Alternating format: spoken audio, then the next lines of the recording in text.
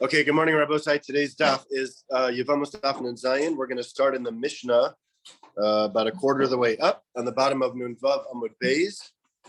Amud Beis, Nun Zayin Amud Beis is short. We're going to start the Mishnah. Today is the 17th day of the Omer. Mishnah says the following: Almana lekohen gadol. So if you have an almana, a widow, who is not allowed to, but is anyway married to a kohen gadol, or a grusha v'chalutza lekohen hedyot, or a grusha or chalutza, the first of those being d'oraisa, which is really what we're dealing with. The reason the Mishnah mentions chalutza is because grusha v'chalutza are often paired together. Married to a kohen hedyot, mina erusin, lo yochlu betruma. If they were inappropriately betrothed, the almana to the kohen gadol, or the grusha chalutza to the kohen hedyot, according to the Tanakama, who we will see in the Gemara in just a moment, is Rabbi Meir. A chalutza is a woman who was supposed to fall to her brother-in-law in Yibum, and they performed the ceremony of chalitza. She is called a chalutza. So the Tanakama, the Mishnah, who we will see in a moment, is Rabbi Meir. We are Nun Zayin Amud Beis at the bottom, Nun Vav Amud Beis at the bottom in the Mishnah. Lo yochlu betruma.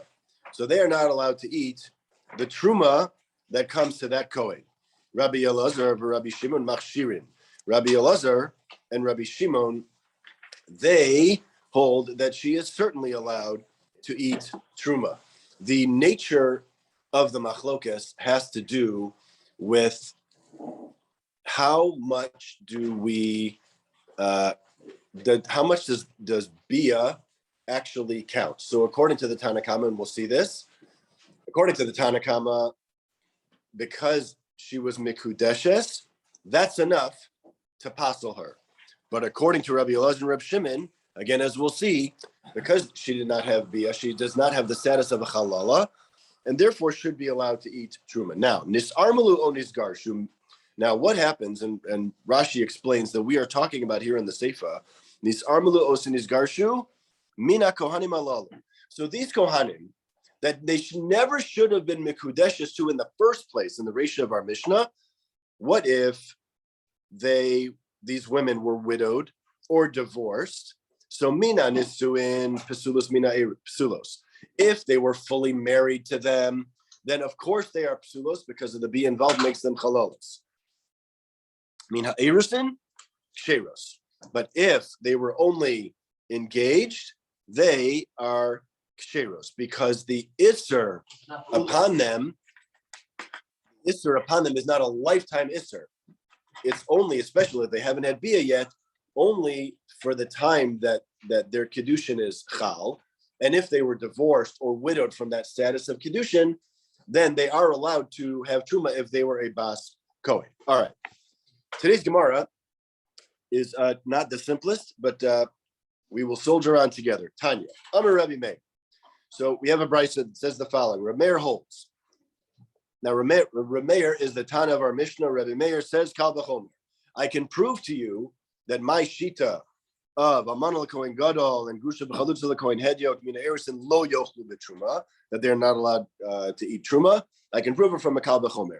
Uma kedushay rishus ein ma'achilin kedushay ein ma'achilin, regular cases of kedushin, and there are two different.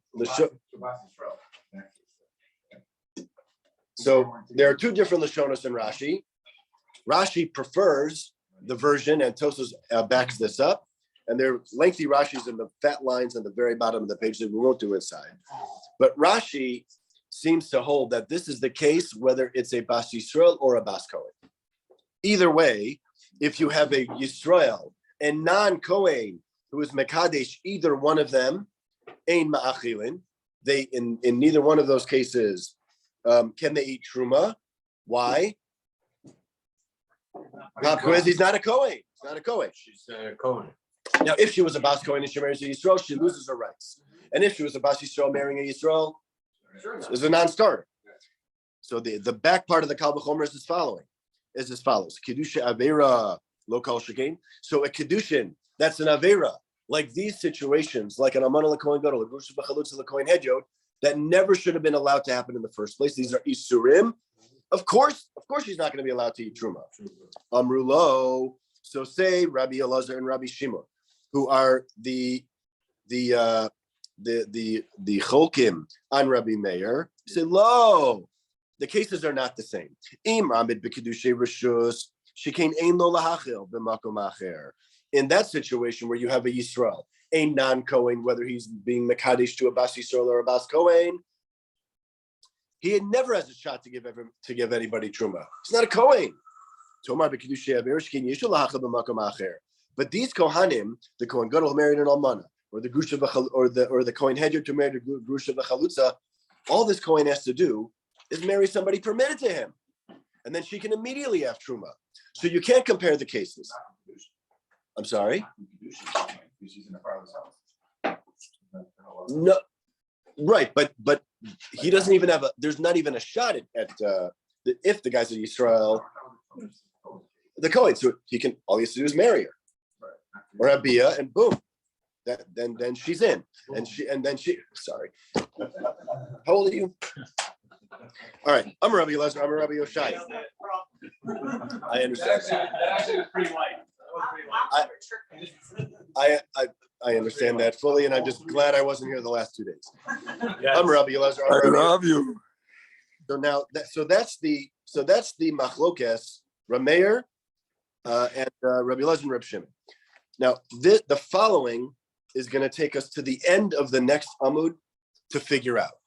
So I'm Rabbi Elazar. I'm Rabbi Yoshaya. Rabbi Elazar teaches in the name of Rabbi Yoshaya, and it's important to remember that Rabbi Yoshaya is the source of the following. We're going to come back to him in a little while. The following case, Pitsua Daka, Kohen. So you have a Pitsua Daka, we have a famous uncomfortable pasuk, Krus Shavcha Pitsua Daka lo yavo b'kal Hashem. A Pitsua Daka is somebody who has crushed testicles. So that is a significant mum for a Kohen. So the case is a Pitsua Daka, somebody with this kind of injury, who is a Kohen, Shekidesh Bas Yisrael, and he was Mekadesh, the daughter of a full-fledged Jew. Banu lemachlokas Rabbi Meir v'Rabbi Elazar Reb Shimon. So according to Rabbi Yoshaya, this case of a Pitsua Daka Kohen that is Mekadesh Bas Yisrael parallels the machlokas that we just had in our Mishnah between Rabbi Meir on the one hand and Rabbi Elazar and Reb Shimon on the other. And the Rabbi Meir, Lo Acha. According to Rabbi Meir, who holds that if she is waiting for a bia, that is for which she is psula deoraisa, similar to our Mishnah, an amada lekohen gadol is a psula deoraisa. Lo achla, she is not allowed to eat truma in this case. Hanami lo achla. So too, in the case of a psua daka, lo yava b'kal Hashem, it's also for him to marry into Klal Yisrael. And we'll see what those categories are. So in that case, according to Rabbi Meir, she would not be allowed to eat truma. However, Rabbi Elazar Reb Shimon, the Amri Mishtameres be a psula deoraisa achla, but according to Rabbi Elazar and Reb Shimon, who it seems in our Mishnah hold that if she is waiting for bia, that bia is isser, but has not yet had that bia, so she's allowed because she does not have that status of halal. Hanami achla. So here too, in the case of Ptsua Daka, the Ptsua Daka Kohen, that was Mekadesh Bas Yisrael, she should be allowed to eat truma. We are now at the top line of Nun Zayin and Aleph. So mimai. So now the Gemara wants to know, why is it that you think that this case that Rabbi Yoshaya brought is a precise parallel to our Mishnah? Maybe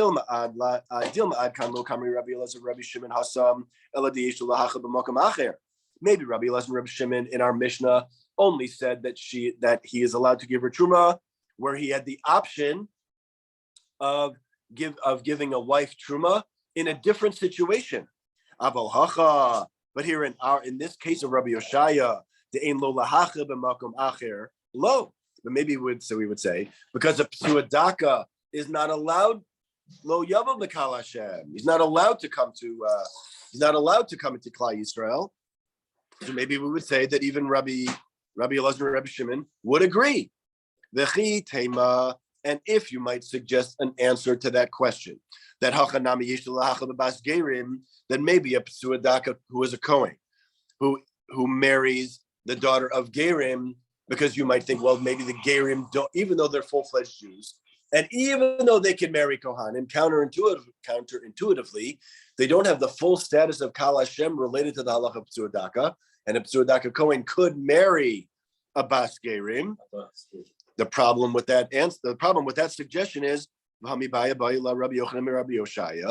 Rabbi Yochanan asked this exact question of Rabbi Yoshaya, and he didn't answer him, which means that it must be that Rabbi Yoshaya is still misupik on this case, and that's why he didn't give that answer. So if Rabbi Yoshaya is the source of the comparison between the Psua Daka Kohen case and our Mishnah, it cannot be that there's such a simple answer that a Psua Daka who marries a Bas Gerim is allowed to have Truma. So that stands from Rabbi Yoshaya's perspective as a remaining open question. And we're going to now, until the end of the Amud, figure out according to whom was Rabbi Yochanan asking Rabbi Yoshaya this question. Itmar. Now, first of all, Abaye and Rava are going to try and answer this seeming problem with a parallel between the Psua Daka case and our Mishnah. Itmar.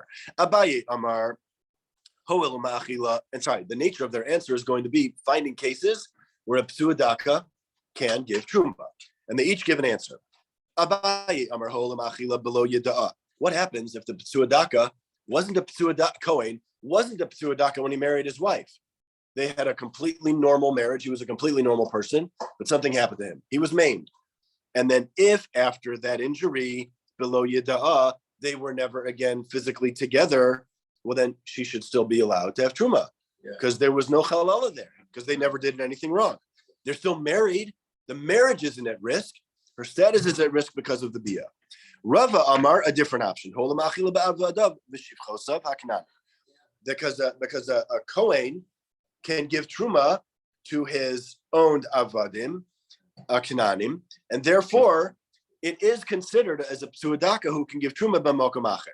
So that's a possible answer to this case. Now, why don't Abaye and Rava hold like each other? Abaye lo Amar Rava kinyan de ishus mekinyan de ishus yafina. Abaye didn't say like Rava because Abaye wants to learn one case of marriage, which is the Psua Daka who marries a Bas Gerim, from another case of the Kohen Psua Daka who was already married and was already giving his wife Truma before he was injured. And he didn't want to learn a case of marriage from a case of owned slaves. Either Rava lo Amar Abaye. Why didn't Rava, who makes the connection between this case of Avadim, learn like Abaye? Shiny Hassam, Shikvar Achla.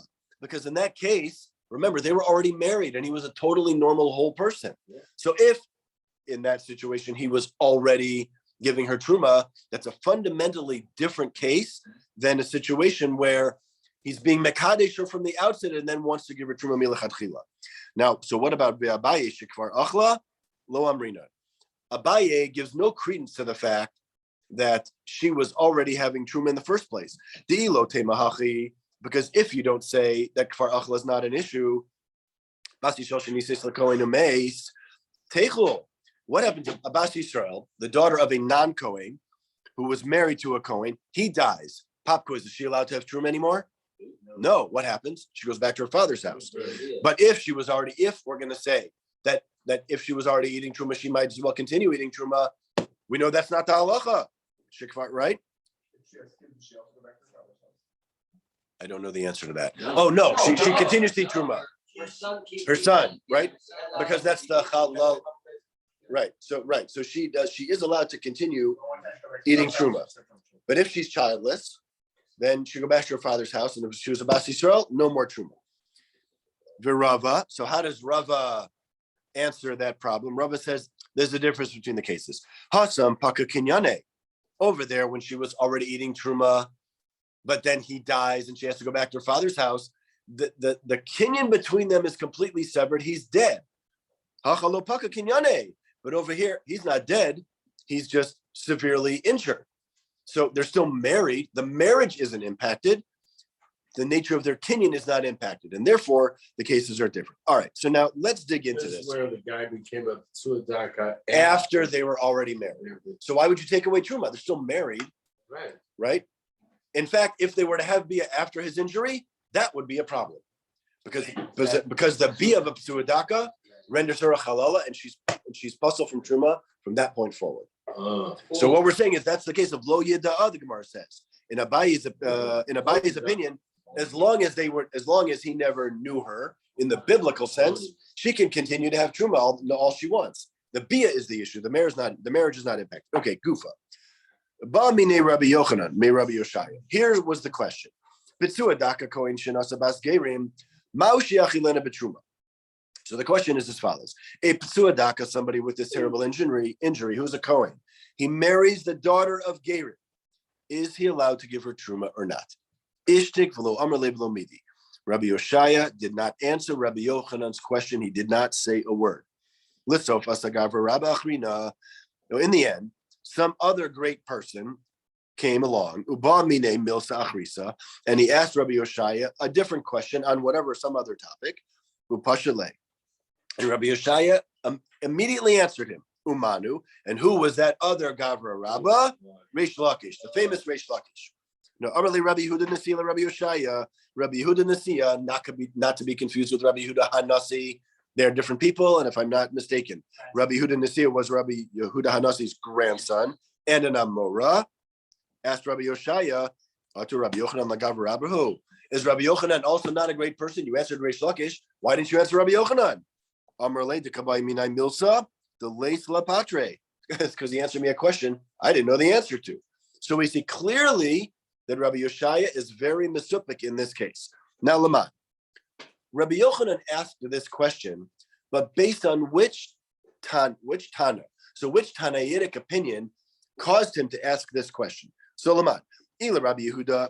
Now, one thing we need to understand for this point forward is that these opinions that we're now going to see of Rabbi Yehuda and Rabbi Yossi and Rabbi Eliezer ben Yaakov are based in a Mishnah that we will get to in about 2.5 weeks. And the question is a Psuadaka Kohen allowed to marry a Gioris? So you're allowed to marry a Gioris. And we're going to get into the slightly confusing and somewhat counterintuitive situation as follows. One moment, please. Abbas Gioris. Hold on. Well, he's not going to marry a Ben Gioris. No, but I'm saying the daughter of a Gioris. Yes, right. Here's the question. Abbas Gioris is 100% Jewish. Jewish enough to marry a Kohen, but possibly not quite Jewish enough to fall into the Kahal Hashem category where she can't marry a Psuadaka. When was she conceived? Before the Gia or after the Doesn't matter. It doesn't matter. If her parents, we're not talking about Yerusha, we're talking about, does she fit into the pasuk of Lo Yavo Bekal Hashem? Does a Bas Gioris, Bas Ger Gioris, count enough? She's a full-fledged Jew, but is she full-fledged, like there's equal and there's equal? Is she Jewish enough to fall into the category of Kal Hashem, where a Psuadaka is usher to her, even though she can marry a Kohen? So keep that in your skulls, and let's weiter in Shas. So Laman. So according to whom was Rabbi Yochanan asking this question? Ela Rabbi Yehuda. If he was asking according to Rabbi Yehuda, in that case of Psuadaka marrying a Bas Gerim, Bein B'Kedusha Seikai, Bein Lav B'Kedusha Seikai, whether the Psuadaka retains his Kadosh status as a Kohen, Lo Achla. He holds that no matter what, she cannot eat truma, and the Gemara is going to immediately explain Rabbi Yehuda's opinion. If he retains his status as a Kohen, she's not allowed to eat. Why not? Because we have a teaching. Again, this is Kedusha Naf Ayin Zayin. Bas Ger Zachar Kebas Chalal Zachar. That the daughter of a ger has the status of a halala, and therefore she is not allowed to eat truma. And ilav b'kedusha sekai. And if he does not retain his status as a kohen, lo achla. Why not? Why can't she eat truma? He was a kohen before. Dahamrin and kal gerim ikri kal, because the kal gerim is considered part of Kal Hashem, and he's a psuadaka. and he's not allowed to marry her. So again, a little bit confusing, but now you have a situation where Jewish enough to marry, Jewish enough that he's not allowed to marry her, but a bas gerim, and therefore a halala, and not allowed to have truma, which is backwards of the situation I explained earlier, but you could see how that's confusing. Okay. The either Rabbi We are Yossi, categorizing now We gotta get to work. a bas gerim as being a halala. correct. That's right. That's right. What about the grand game? Ve'ila Rabbi Yossi, ve'ila Rabbi Yossi. And now, if Rabbi Yochanan was asking his question of Rabbi Yoshai, based on the opinion of Rabbi Yossi, also can't be, because ben b'kedusha seikai, ben lav b'kedusha seikai, achla. He holds that no matter whether this Petzuadaka retains his status as a Kohen, she is allowed to eat truma. Why? B'kedusha seikai achla deha amar af ger shenasa giores bito kshera lekehuna. Because he holds that a ger who marries a giores, their daughter is 100% allowed to marry a Kohen. So no problem. But if he does not retain his status as a Kohen, achla, she's still allowed to eat. Why? Amar kal gerim lo ikre kahal, which means the Psuadaka is allowed to marry her because she's not quite Jewish enough to count for the pasuk of lo yava b'kal Hashem. Ella, so it can't be Rabbi Yehuda, can't be Rabbi Yossi, because they're firm in their opinions one way or the other. So now, Rabbi Yochanan, was asking a question. Ella aliba de haitana ditznan. Rather, according to the following Tana, whose name is Rabbi Eliezer ben Yaakov Zachur Latov Omer Isha bas gerim lo tinase lekahuna achetedi ima mi Yisrael. That a woman who is the daughter of gerim, in this case, means her father was a ger, her mother was a born Jew. That's when she's allowed to marry a Kohen. And here's what Rabbi Yochanan was asking. Kashrus mitosfa ba ve'achla is the fact that her mother is a full-fledged Jew. Does that give her a little bit of additional kashrus? Because remember, her father's a ger, that she is allowed to eat truma. O dilma kedusha mitosfa ba, or maybe it gives her a little bit of extra kedusha, which is even stronger than this cheskus kashrus. V'lo achla, why not? Because of lo yava b'kal Hashem.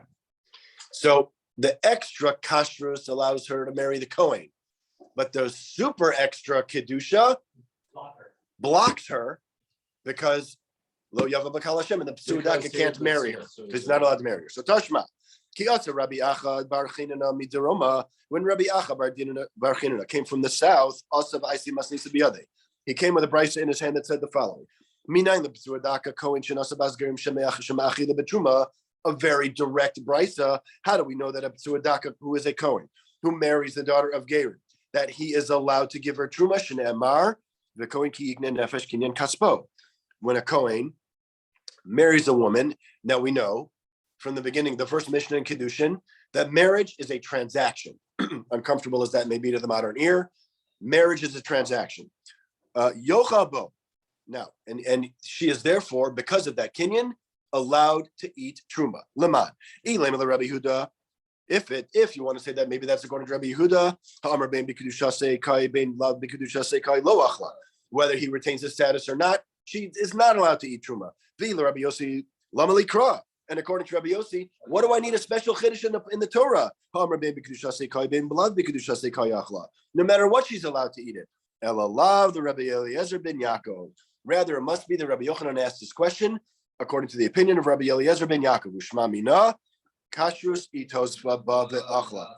Shma mina must be that the fact that she's the daughter of a full-fledged Jew and a male ger gives her just enough kashrus that she's allowed to eat truma, but is not prohibited from marrying a Petsua Daka. Okay, Itmar. Rav says the following. Top of Nun Zayin Amud Beis. Huh? Rav Amar, excuse me. Yesh chuppah lepsulos. Says Rashi, what are we talking about? That chuppah counts in the case of psul. Kai Gavna, Rashi says top line. Shehichnis almana bas kohen lechuppah. That almana, the daughter of the Kohen, went into chuppah. V'lo ba'aleh. And and they never had bia. So according to Rav Yesh Chuppah L'Psulos, that once a Kohen takes an almana, an almana bas Kohen goes to the chuppah. So no kedushin, no bia. She allowed to have truma. So according to Rav, she is not, because the fact of nisuin alone, whether there's kedushin or bia or not, passes her moving forward. Ushmuel Amar ein Chuppah L'Psulos. No, you need bia mamish in order to passel her further. Amar Shmuel umodali Abba B'Tinokes, and Abba, referring to Rav, famous machlokas between Rashi and Tosos. Why did he call him Abba? According to Rashi, it's because he was Rav is older than Shmuel. It was a term of endearment, a term of respect. According to Tosos, that was his actual name, Abba. Okay, in any case, umodali Abba, Rav agrees with me, says Shmuel, B'Tinokes b'chusam b'ashol shanim v'yomecha, that in the case where the girl in question is younger than 3 years and 1 day old, hoel ve'ein la bia, ein la chuppah, because any bia that happens with her is not considered bia at all. Amar Rava af anan tnami tanina, and Rava says, and I can prove it to you from a brisa as follows. We see this brisa in 1, 2, 3, at least 3 places in Shas. Bas shalosh shanim v'yom mis kadeshes b'via. A girl who is 3 years and 1 day old can be mikudeshes b'via, with bia. V'im ba'aleha yavam kina. And if she were to fall to yibum and a yavam has bia with her after 3 years and 1 day old, the yibum is valid. And after that point, if anybody else is with her, he is chayav for eshesish. Umetama esbola. And if she is a nida, letame mishkav tachton ke'elyon. And if she is a nida, she is metame her boel. She's a nida? Just 3? Older than 3. Anybody 3 years and 1 day or older who is pirsa nida and her husband has bia with her, he is tameh. There are special halachas by the boel nida that are more chamor than strict contact with a nida, referred to as mishkav as a tameh mishkav tachton ke'elyon. Nisleis lekohen, and after 3 years and 1 day, if she marries a kohen, ochelas betruma. Ba'alecha echad mikol psulin. If any of the psulin has bia with her, pasla. She is therefore pasul moving forward to a kohen. But